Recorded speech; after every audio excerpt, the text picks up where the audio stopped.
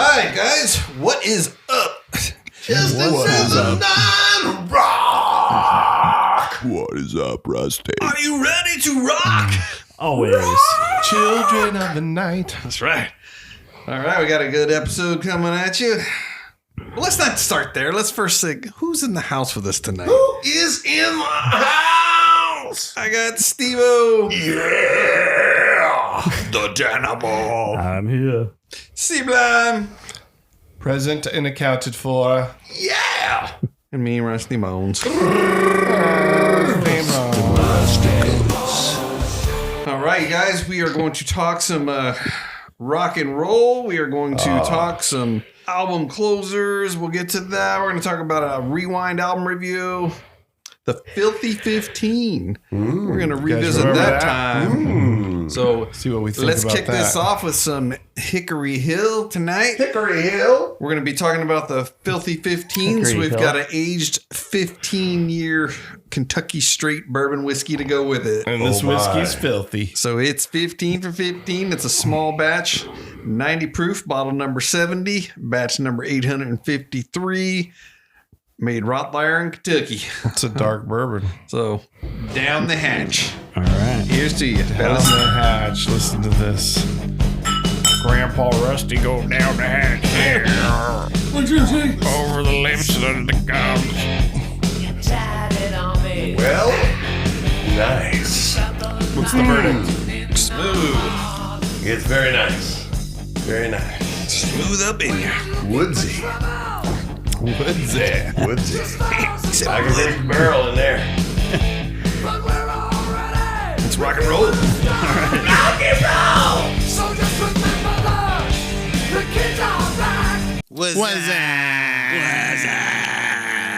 What's up? What's up, guys? What's up, Dan? How's Dan. it going? Good. What are you guys listening to? I've been listening to a lot of the band The Warning, the Villarreal sisters. That's right, Keep yeah. Me Fed record, which is their latest release.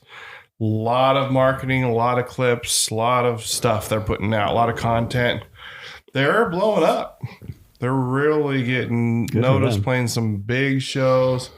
But it's been exciting to me because I've been watching a lot of their content, and you just kind of get this feeling of like we felt when we were young and experiencing all these new musical things for the first time and just having a good time while you're, on this journey of becoming a known rock and roll band. That's awesome. What about you, Rusty? We've talked about it before. You guys have seen the show. I didn't get to go. But Dream Theater Parasomnia, I'm still digging it. I'm just Been listening to playing that too. it. It's a great album. Well, I went out in the garage and grabbed all of my cases of CDs over the weekend and started piling those up and organizing them and listening to old stuff that I haven't heard in a long time. It was really fun. I even brought a CD player into my man cave and set that up, and it's got a little cassette player on the side, so I'm going to bust out all my cassettes too. So I just been kind of going down memory lane and like finding some stuff that I just forgot about. And what'd you find? like Napalm Death was one that there was a particular, I'm not a huge fan of them, but there was a particular album in 97 that came out, Inside the Torn Apart. There was some cool riffage on that one. Riffage. I realized how many Seven Dust albums CDs I had, but really the thing I was most excited about was like all the CDs that I burned from my own projects, of musical stuff we were doing at the time. Yeah. They didn't have any writing on them, and I'm like, I wonder what this is, and I just put it in, and it's like, oh yeah, I remember that. I got a bunch of those. Yeah, so it's kind of cool. Listen to that stuff. But anyways, segue in here in upcoming shows. Papa Roach playing live soon with the band Rise Against, which actually Rise Against is pretty cool, kind of a punk band. And then Napalm Death, they're coming up soon with the Melvins. So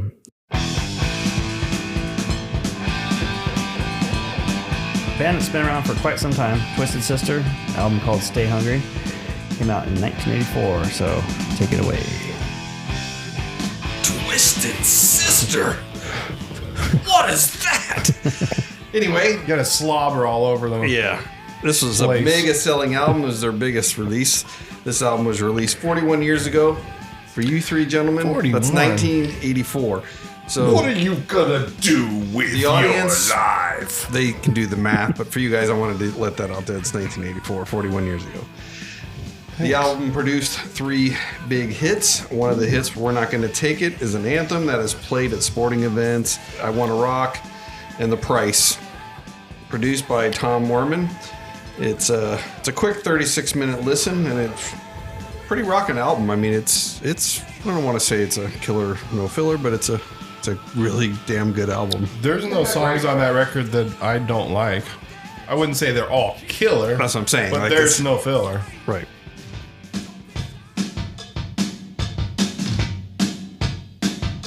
The anthem, We're Not Gonna Take It.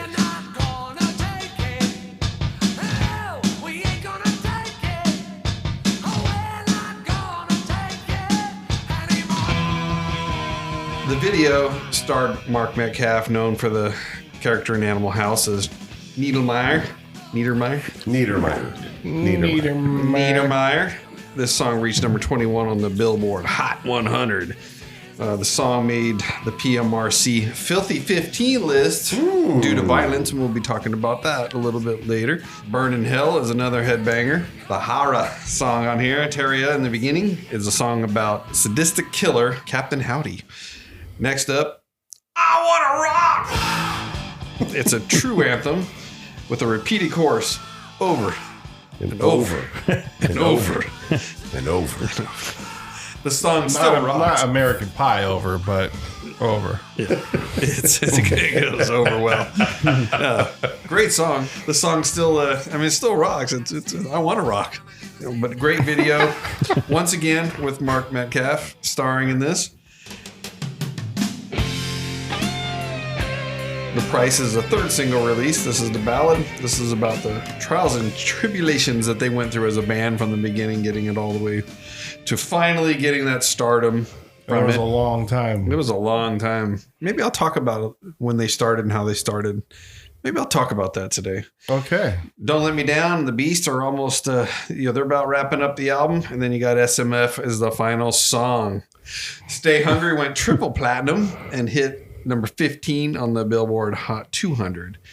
So great album for the time, 1984. It fit right in with all the music that was going on in that era. As far as Shackles, I'm going to go 4.25. Just to mess you up. Okay, that's fine. That Gotta be different. gotta be different. Gotta be different. What do you guys think? Well, do you guys know the album? You like? I mean, obviously you know the Yes, know the album very well. There are great songs on it. It's a great album, and I'm not disagreeing with the 4.25, but just in consideration of all the other crazy albums that came out. 1984 was in a 1984 huge year. I was a senior in high school. This is my head rock and roll time. It just didn't land for me. It got all the MTV airplay, so I saw it 1.5 million times. Both Those particular songs. those particular songs, and it wasn't until I actually listened to the record I went, oh wow, there's other songs. There's I other good actually songs. had the same experience as you did. I didn't buy the record right away because the big songs, they were kind of, rock pop. Mhm. And although they were good and fun, and it didn't intrigue me that the album was going to be anything different than what we heard. And it was. And it was totally different. Right. Every other song on that record is not like those two songs. Right. It's metal, it's driving, it's And the two songs you're referring to is I Want to Rock and We're Not Going to Take It. right. Because The Price was a great ballad. And because they had such a pop and anthemic nature to them, Twisted Sister grabbed a lot of non-metal fans. When you're watching MTV, you got what you got. This is what they're going to be playing. They're going to be playing Cyndi Lauper, then they're going to play Twisted Sister, then Prince, and then that's exactly Yeah. right. Born in the USA from Bruce Springsteen. Fit right in with all that. Twisted Sister, I think it's their best album. Check it out. Stay Hungry, 4.25. 4x4. 4x4. All right, it's time for our 4x4. A few episodes ago, we were talking about Ozzy Osbourne.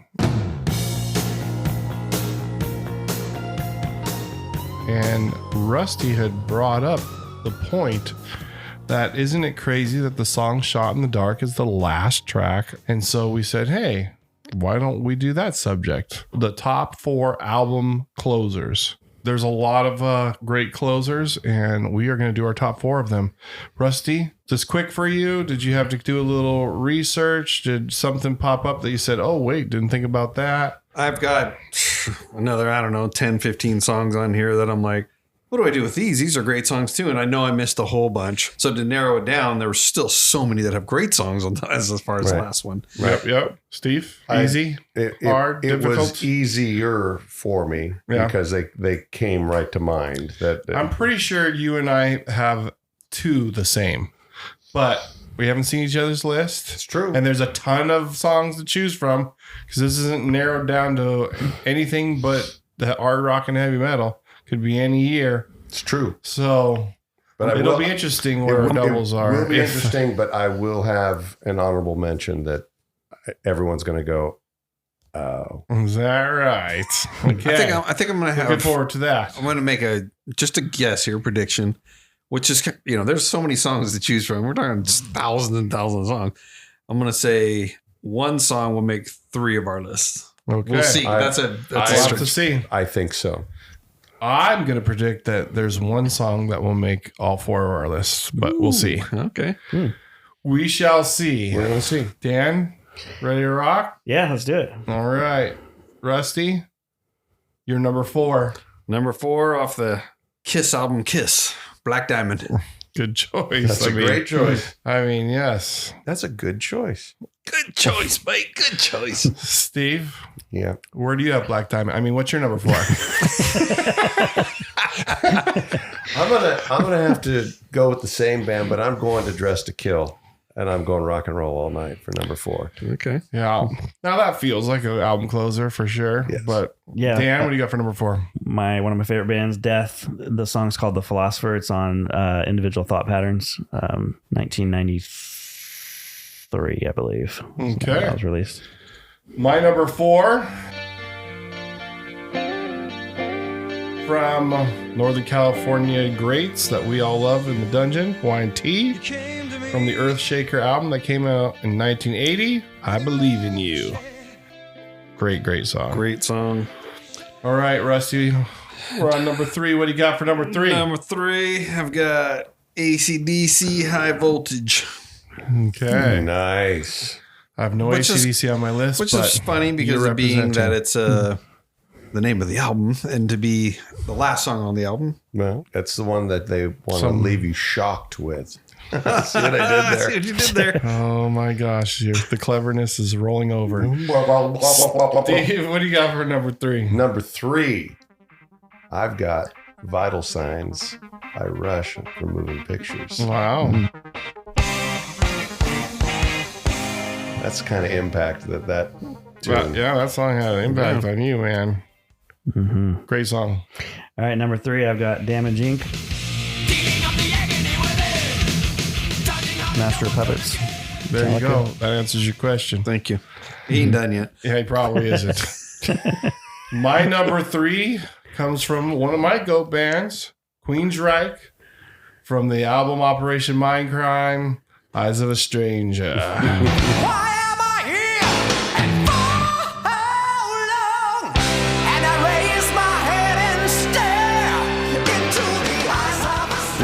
Nice. Yeah, that's a good one. All right. Can't go wrong there. Number 2. Number 2, I've got Hallowed Be Thy Name, Iron Maiden off Number of the Beast. Wow. 1982. Classic. Nice. Yes. Number 2, that's where I put Black Diamond. I'm up to 2 You know so what, far. Steve? I didn't say what song I was picking. Before we get to Dan, that's where I've got Black Diamond. At number 2. There we go. I said 3 of them, at least 3. And that's the one. All right. Dan, what do you got for number 2? All right, I've got Dyer's Eve, the end song on Injustice for All. All right. Metallica. Wait a minute, Metallica flag. Yeah. Rusty, what's your number 1? In a simple rhyme. Well, back in the past when I was treated Van Women Halen, and Children First. Women and Nice. Children First. Nice. I do love that song. Yes, I very do nice. love that song. That would be an honorable mention for me, but not the honorable mention that I'm going to mention. Okay. My number one song is Love, Rain, or Me, The Oh. Who on Quadrophenia. That's... Ooh. Just go listen to it. Yeah. Just go listen to it. That is a great song with a standout vocal performance by Roger Daltrey. Indeed. My number one is got to be one of the most iconic thrash metal songs, and it's an album closer. It's a Raining Blood off of the album Rain in Blood by Slayer. When they play that song live, I mean they start it with the rain sound and all that, and then you hear the chun chun chun, with Lombardo on the. Oh, that's a good. Tom, That's so a good pick. Yeah, That's a puncher. My number Hole one, puncher. Iron Maiden. Hallowed be thy name. Nice. Nice. That song, I mean, it's a longer than a normal length song of rock or pop, but every piece of that song, every so good. guitar lick, every change, it's an epic song, and it Masterpiece. definitely belongs as the closer of Number of the Beast. And I call it the number one closer of all time. There you go. So This we is did harder have, than- we had some repeats, some of the cream rose to the top that we all had, but there's got to be some honorables. So let's run the honorables. What you got, Rusty? I'm going to pull a Dan that does Metallica, but I'm going to go Van Halen. On Fire from Van Halen. Top of the World for Unlawful Carnal Knowledge. House of Pain from the 1984 album. Beautiful Girls off the Van Halen 2 album. Here's one I knew wouldn't There's a make the little- list, but I still think it's a great song. TNT, Indian Summer from the Realized Fantasy album. Tesla, Busted Nut album. Games People Play. Alice in Chains, Wood. Aerosmith Rocks, Home Tonight. Aerosmith Pump, What It Takes. And Still Climbing Cinderella, which was Hot and Bothered. Slave to the Grind, Had Wasted Time. I think it's a great ballad song from Skid Row. Here you go, Dan. Metallica, The Struggle Within. Oh yeah, Black I Album. almost picked that one. On With the Show from Motley Crue. Isn't that one of your favorite songs there? I do like that song. Rocket Queen, Guns N' Roses, off the Appetite for Destruction. Yeah. Rust in Peace, Polaris, Megadeth. Nice list. Beautiful. You got anything you want to add to that honorable mention list, Steve? I just have one. Give it to us. Give it to us. Who's next? Won't Get Fooled Again. Yeah. Wow. And it didn't make It didn't make my list. the list. Didn't make my list. That's Maybe we should call it the 5 an by 5. all-time classic closer.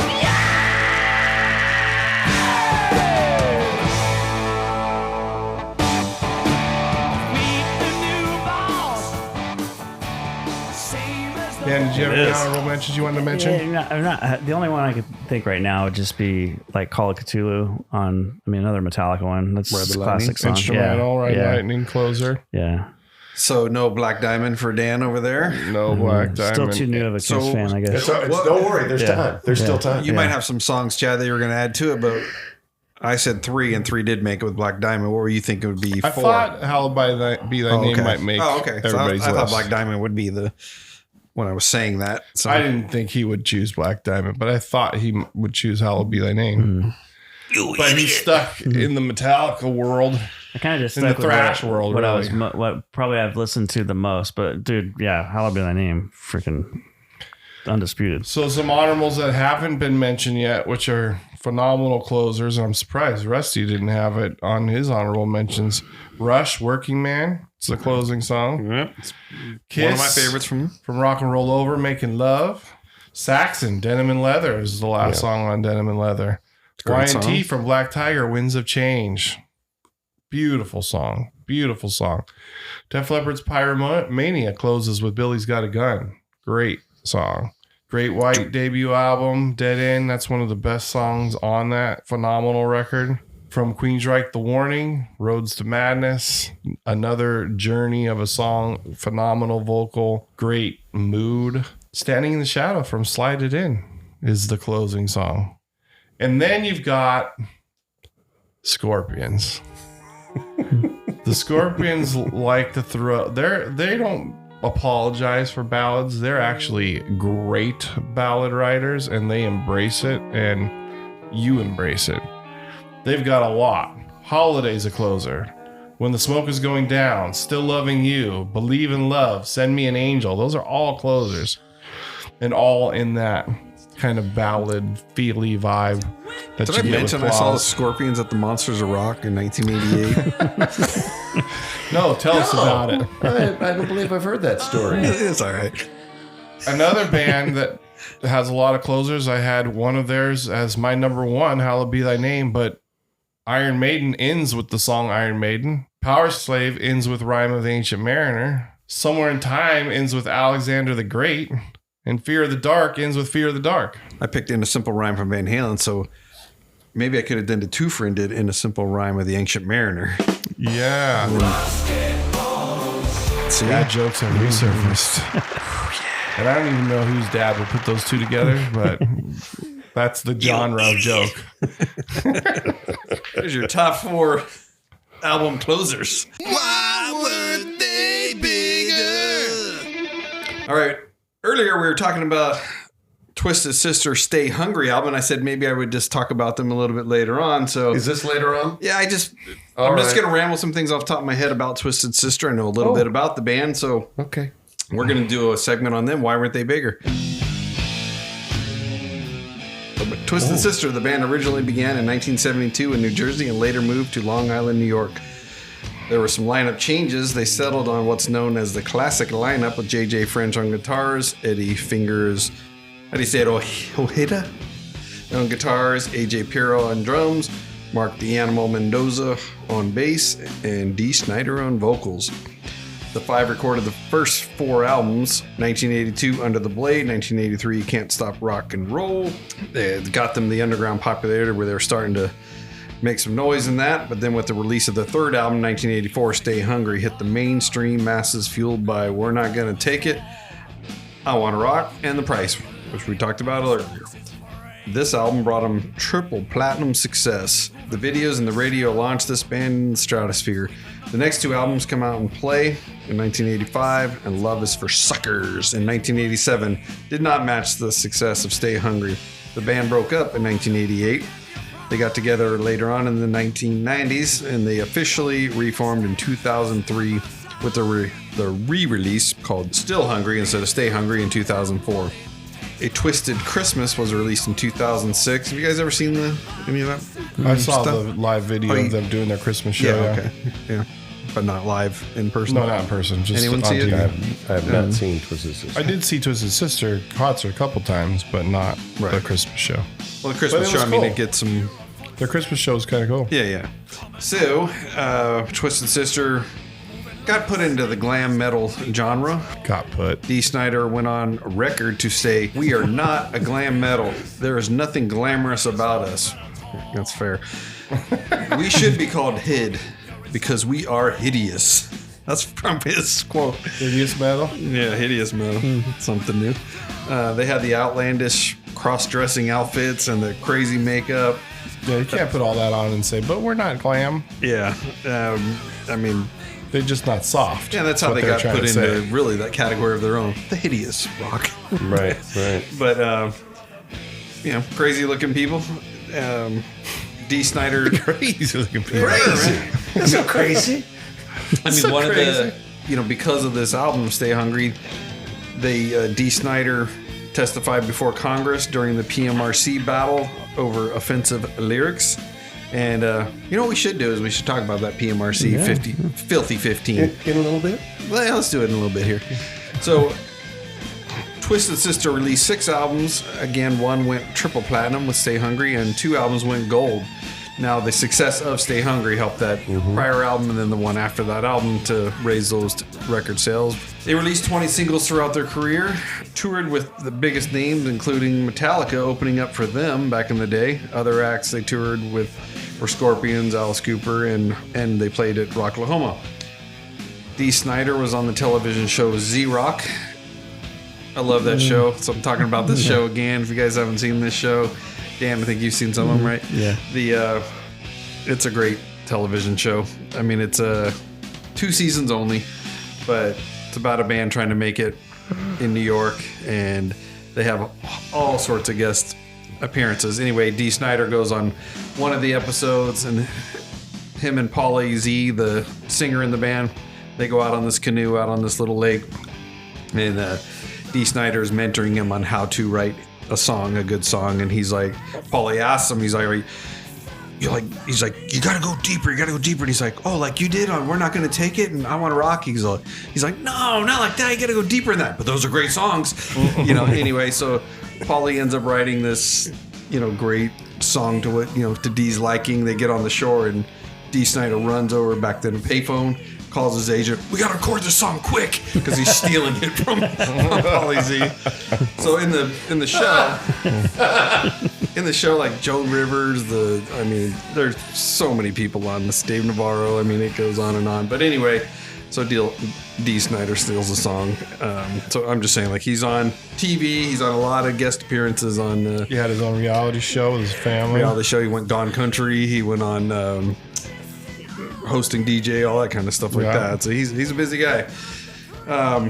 Anyway, all these songs, big hits, really only 6 albums in all these years. That's a long ass career to be that. We waited for extreme albums to be like 13 years apart. These guys kind of put them back to back, but then gone back together again. Didn't really record anything, just lived off of that time they had. What do you guys think? Outside of that, because they had their heyday right there, the triple platinum and 2 golds. What do you guys think? Why weren't they bigger? What happened? I think they achieved the highest level of success that they could with what they brought. They were New York Dolls on steroids. Yeah, kind of a rehatch I think of that. And they ran with a particular look and vibe. And the thing that to their credit was they stuck to a particular vein of writing, and their sound was that. But the thing that blew up was outside of what they did. Right. And I look at them as one of the bigger bands of that particular era. And again, we're one of the standouts, especially with those 2 songs. They still get play. They're fun videos. Yes. I'll tell you what happened to Twisted Sister. What happened to Twisted Sister? They released the album Come Out and Play, and that was it. That album is not great. It has the cover Leader of the Pack. Yeah, they probably should have skipped that song. Changed their look. It was like, now we're going to release an album that's trying to be all those anthems. Not like every song sounded like that, but Come Out and Play seemed like a sequel to those videos as opposed to the next Twisted Sister record. It wasn't going to fly. It's kind of a watered down version of the previous. It didn't feel authentic. Mm-hmm. It's not a great record. But they stopped. What happened after that? If you stop making good records, yeah, but the end is near. Like you said, they changed They're like the the look. poster child of 80s metal that got wiped away. Right. Yes, they are. Picture right there. Absolutely. Yeah, which is the album cover. Yes, that's what I'm holding up. When Leader of the Pack video came out, like Harleys and all that stuff, and changed the look, they're wearing the more denim kind of thing going on, but wrong song. This is like a Billy Squier Rock Me Tonight moment. That's a great song from Billy, but wrong video. Yeah. And theirs was the wrong song, wrong video. That's a good comparison. The backlash is similar. Twisted Sister, why weren't they bigger? Let the fans decide, and maybe some of you love them, maybe some of you don't. But I like them, but I can see why they're not Led Zeppelin. Because they're not Led Zeppelin. There's a comparison. Well, but that's... I just wanted my point to be clear. Yeah. And clear it was as crystal. Yeah, crystal clear there. Are we clear, Crystal? There you go. Twisted Sister. This is the featured subject. Okay, guys, our featured subject, we're going to go back, time travel to the 80s, which is pretty much where we live. And we're going to talk about the Filthy 15. You guys remember when this was going on? Oh, yes. Yes, it was 1985. 1985. There was a list of songs that came out that was part of this whole organization and what they were trying to achieve. Do you guys remember what that organization was called? The Washington Wives. Well, that was who founded it. Oh, But you're what talking was about the organization? PMRC. Yes, the PMRC. Parents Music Resource Center. That's correct. Founded in 1985 to increase parental control over music deemed to be violent, drug-related, or sexual. Whenever you get into those statements, my question is always, who deems it violent, drug-related, or sexual? Who decides that, right? The Washington Wives founded the PMRC. There was 4 of them specifically. You guys remember who any of them were? I do not Tipper remember. Gore, Tipper which would be Gore Al was Gore's the wife. ringleader. Yeah, Al Gore's wife. She would later become the vice president, The second lady. second lady. Yeah. There was, I don't know the names of the other one, but they were senators' wives were Yes. involved. One It was- ended up going actually to 22 people. So there's these Washington Wives, head by Tipper Gore, financially backed by Mike Love of the Beach Boys and Joseph Coors of the Coors family, the beer family. Do you guys know the event that inspired Tipper Gore to go down this road of starting the PMRC? Is it suicide? Not an event like that. So basically what happened was Tipper Gore, and I think it was her daughter, was a fan of the song, very big song, number 1 song of 1984, When Doves Cry by Prince. So they went and bought Purple Rain. Right before When Doves Cry on Purple Rain is the song Darling Nikki. Now you can imagine couple parents, Al and Tipper Gore, who didn't do their due diligence before they just threw the record on for their daughter to listen to. And she got that The song. world rocked. I'm sure the daughter probably had no idea what was being said anyways. Tipper Gore heard it, and that inspired the whole thing to get started. If you've heard the song, maybe you can understand a little bit about what she's talking about. But they decided, you know what? Somebody needs to decide what should be listened to and what shouldn't be listened to, or what should be warned about and what shouldn't be warned about. But more specifically, they did have proposed actions. Do you know what any of these proposed actions were? There were 6 of them. Well, the censorship label that was going on the record. And that's really the only thing that ended up happening. Yes. What are you referring to? What happened? I mean, what the So they label? had 6 proposed actions. Was one destroying the material that already existed? No. That's They right. weren't It was go- putting they weren't going labels. that far. Putting labels on the record itself, parental guidance. Yeah, that So- was one. So number 1 was they wanted the RIAA and music industry to develop a rating system similar to the film rating system. So that didn't happen. They wanted printed warning and lyrics on album covers. They wanted stores to put albums with explicit covers under the counters, so they weren't out on display. You had to come ask for them. They want to pressure TV stations to not broadcast songs or videos with explicit content. They want to reassess contracts of musicians who perform violent or sexually in concert. And 6, create a panel to set these industry standards. Wow. So number 6 arguably happened. Somebody decided what got a sticker and what didn't get a sticker. But then we kind of get into, well, why did they choose these songs out of all these other songs that could have been chosen? Well, the sticker arguably was a promoter actually went against what they were trying to do. It on made the on albums sticker. intriguing. But that's not necessarily a bad thing to the PMRC. That's what they want, Right. right? They don't necessarily want everybody to buy them, but they want it to be obvious what you're choosing. Right.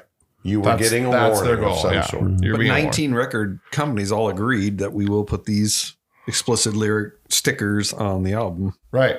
They all agreed. So the Senate decided they were going to hold a hearing before the labels could be put in place. And this hearing took place on September 19th, 1985, before the Senate. Believe it or not, Dan. Do you know who the opposing witnesses were? I would say one of them, possibly Ozzy. Nope. Ozzy was not selected.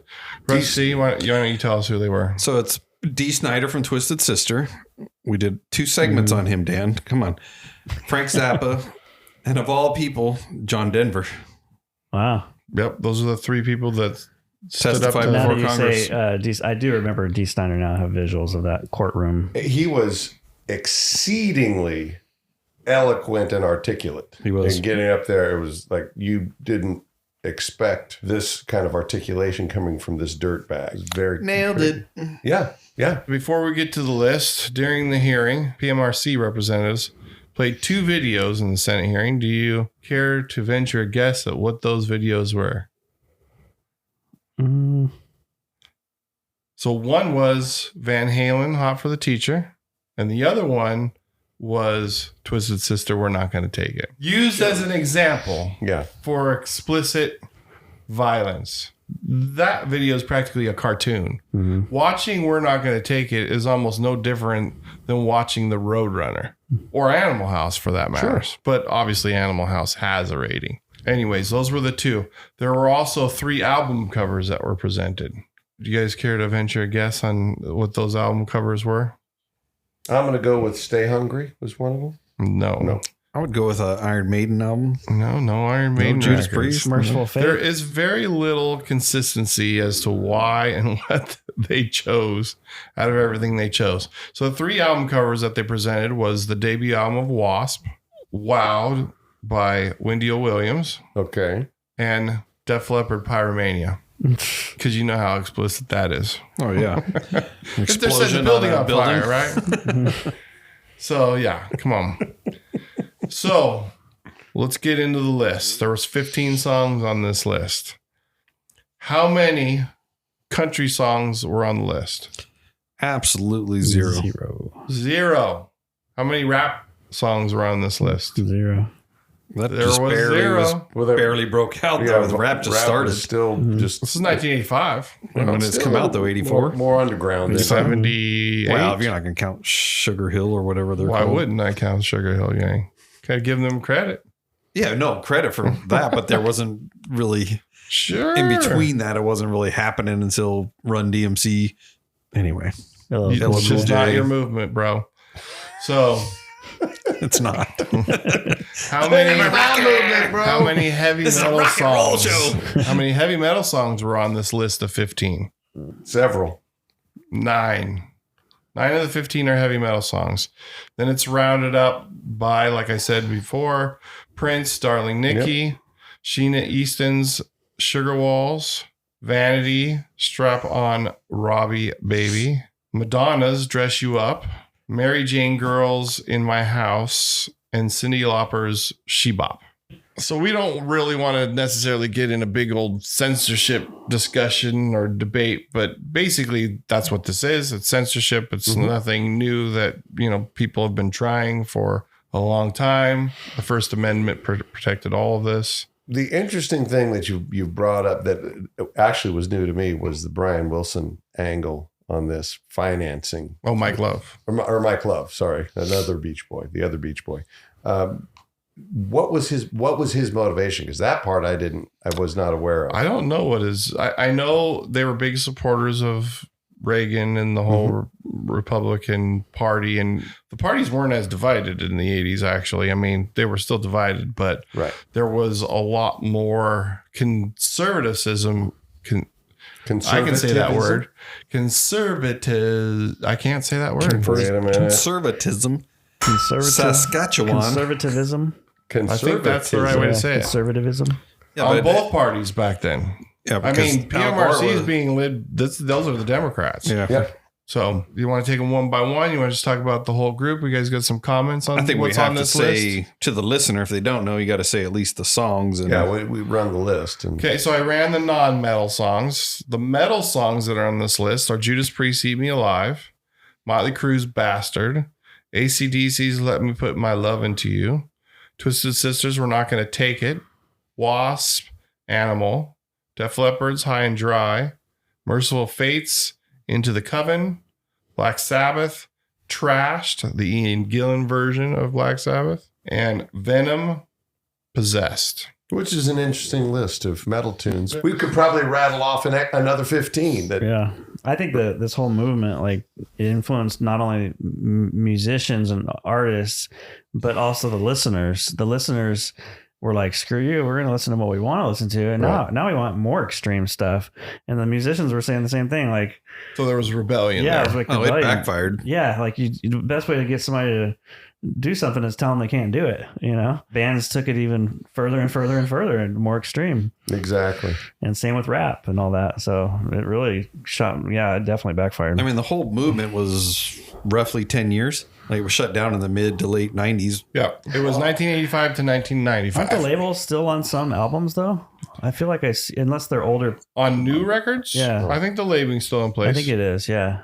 I mean, it's not bad to have that. The record just that, companies that thing on the agreed label. to it. Right. And I honestly, like when I see that, I'm like, yeah, it's probably pretty cool. It's got that on it, you know, for whatever reason. Like, I think it was Because you're a sick when I man. was in high school, you know, like the albums I liked happened that most of them had that label on it, you know. So that was a check mark to say, oh, I got to buy that one. Right. Whoever, oh, yeah, I'm on the fence. Oh, that one's got the label. I'm buying that Right. one. Or it like added like a almost just, I don't know, like pushing the boundaries. Like I always like that kind of a mindset in art.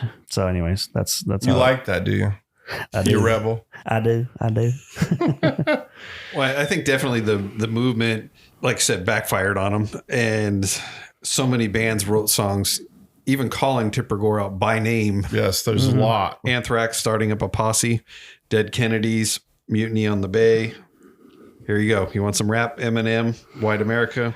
The Ramones, Mondo, Bizarro, Warrant, Ode to Tipper Gore, Cinderella, Shelter Me, and so many more. I mean, it just went on and on. And People got mad at Tipper Gore. Well, you're taking away our choices. What makes you the arbitrator of morality? Watch your own children and we'll watch ours. Right. This was also a leaping off point for, a lot of the religious extremism and the backward masking thing coming out, and the devil's in our music and the cheesy video productions, all the backward masking stuff and just The secret messages Oh my from goodness. Satan. Yeah. He's trying to talk to you. He's taking your soul. So let's get down to the nitty gritty. How many, if you have an opinion, how many of the Filthy 15 would you consider explicit? While you guys are thinking about that, I'm just going to run the list and let's just give our vote. Prince, Darling Nikki, explicit or not explicit? They're saying the lyrical content was sex and masturbation, which is accurate. Is it explicit? I think as we go down the whole list, it's going to be, most of them are, but it's Disagree worse. 100%. But it's worse now than, I mean, now I they would just come out- disagree 100% that even these are explicit.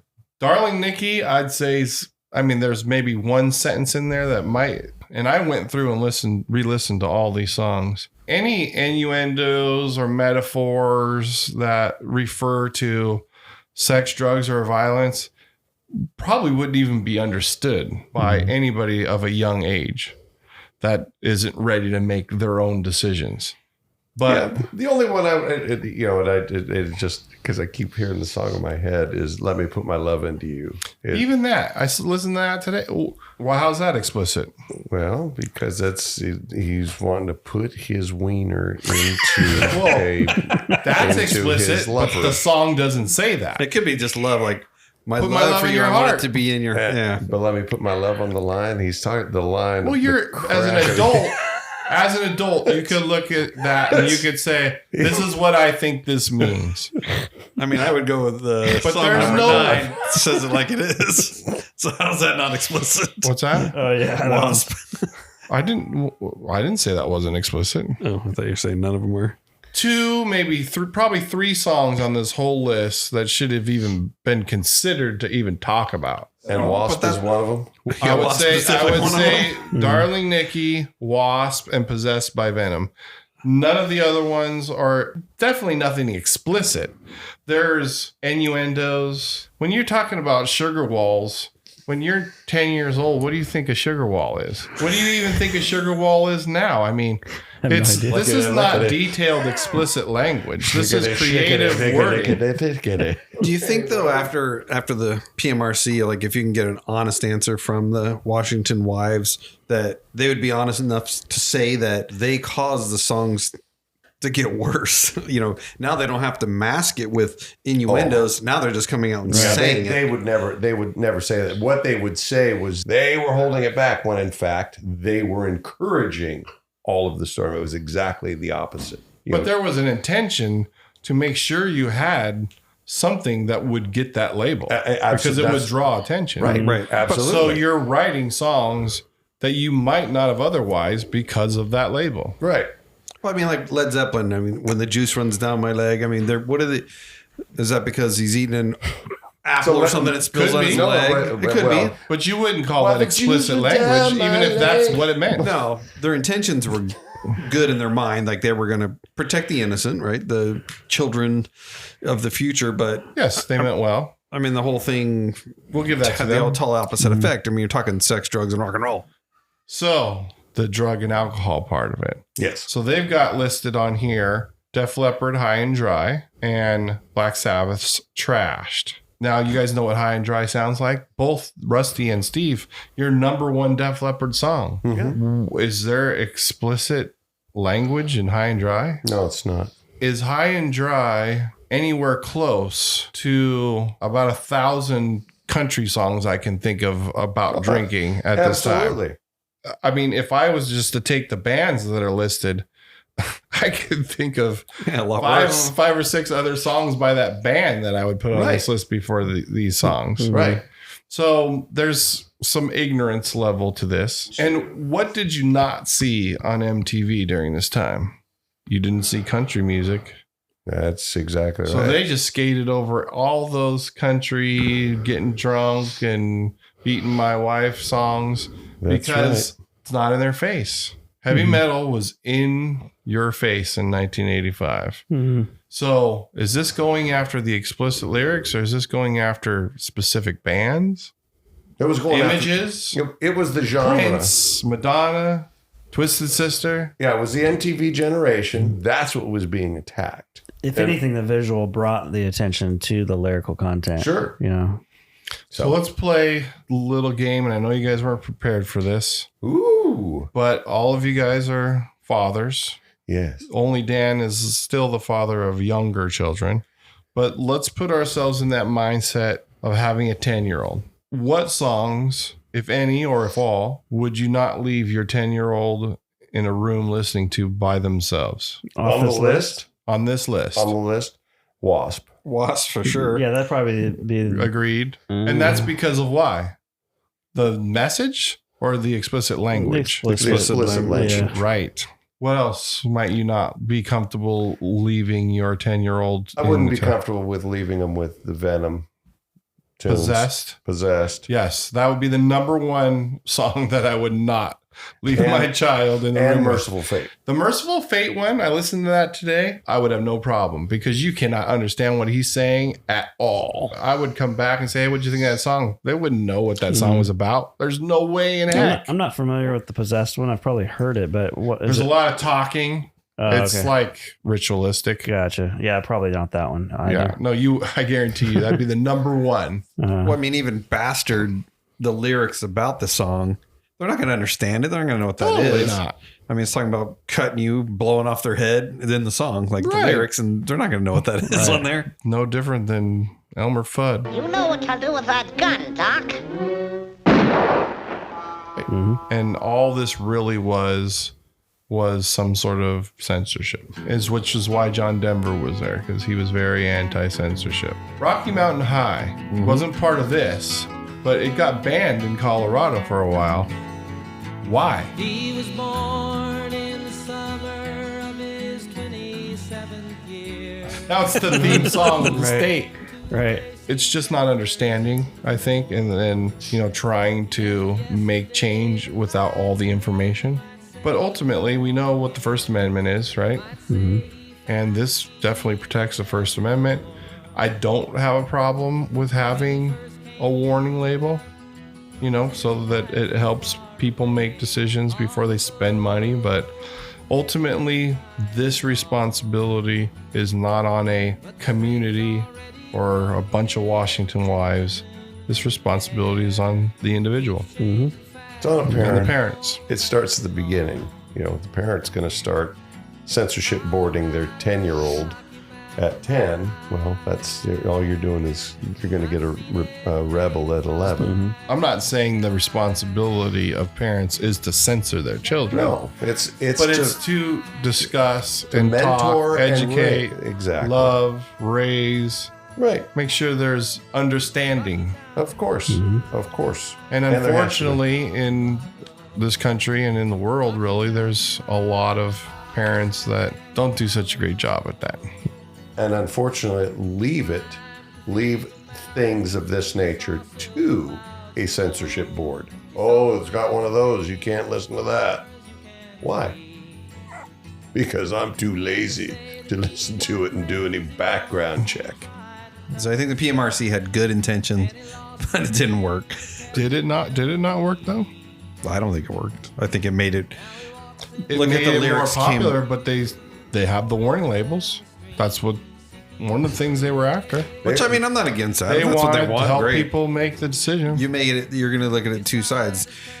Dan is going to look at that album and go, like, I'm going to check this one out. A good parent, not like Dan, would look at it and might say, they might look at it differently and go, oh, I can't get this album. I don't know how many parents are going to look at that and actually. Well, it's different when you're deciding for yourself also and when you're deciding for your kids.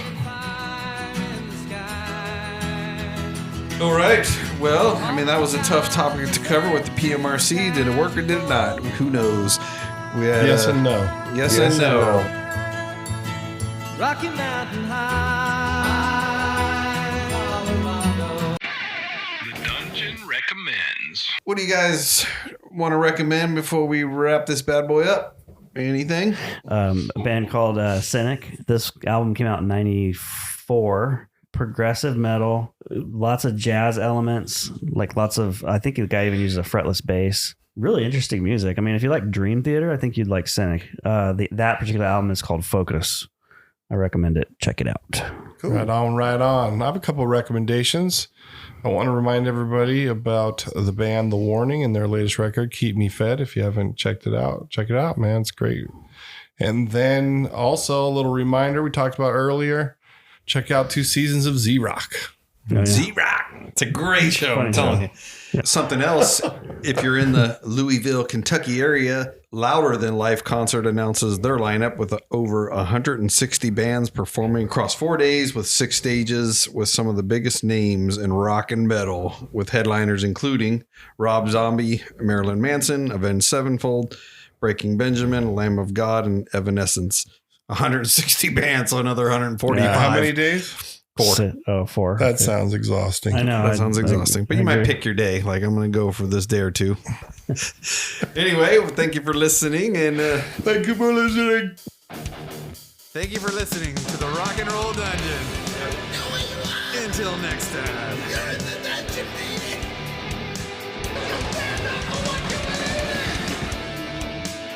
We will see you next time. See you next time. Rock and roll. Rock and roll. Goodbye.